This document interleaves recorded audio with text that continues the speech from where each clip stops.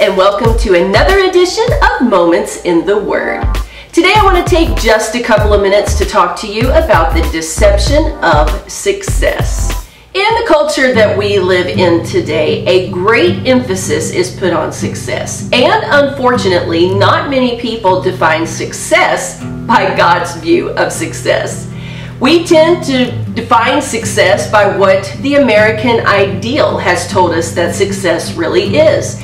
Things like a very high education with smarts and book learning of all kind, a great paying job in a career that can help us climb a corporate ladder, a somewhat large family, yet not too large to be inconvenient, can make someone feel successful, and of course all the material things that go with having wealth. This is pretty much the typical definition of success. However, this definition of success can be very deceptive and misleading because this kind of success can actually equal failure in God's eyes. That's right.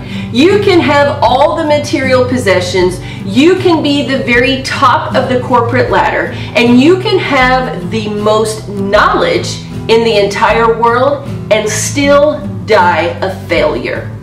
How is this possible? You know, God defines success in a much different way. The biblical definition of success is pretty simple. It is just the way you love people and the way you love God. If you master the art of connection with a holy God, and you take that relationship and translate it to loving people, then, my friend, you are a true success. Sometimes we forget that we have a very real enemy, an enemy that is unseen to the human eye, but is very real nonetheless. This invisible entity desires nothing more than to lead us down a path that is further and further and further away from God. A matter of fact, it is a path that leads to worship of himself. Satan loves nothing more than to gain the worship and the affection of God's creation. We see this very well played out when Jesus was led into the wilderness for 40 days, right before his earthly ministry started. The Bible tells us that the Holy Spirit led Jesus out to a time of communication, connection, and temptation. Now, God didn't tempt Jesus, but Satan certainly did. And in those moments, right before Jesus was able to launch what God's purpose for him in the earth was, Satan did his best to derail him. Do you know, my friends, that Satan has been given a certain level of authority here in the earth? And he was given that authority really by man. When Adam and Eve were created and stationed in the Garden of Eden, they had all dominion and all authority here in the earth.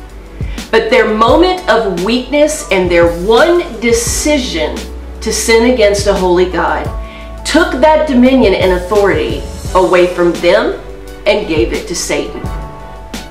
Because of that, he does have the ability to create success in what the world's definition is. And if you don't believe me, just go ahead and take a closer look at that wilderness temptation that Jesus went through. Satan offered him the kingdoms of the world if Jesus would just take one moment to bow and worship him. Of course, Jesus knew better, and he combated Satan with the word. He forfeited what would seem like earthly and worldly success for a greater success that was still to come.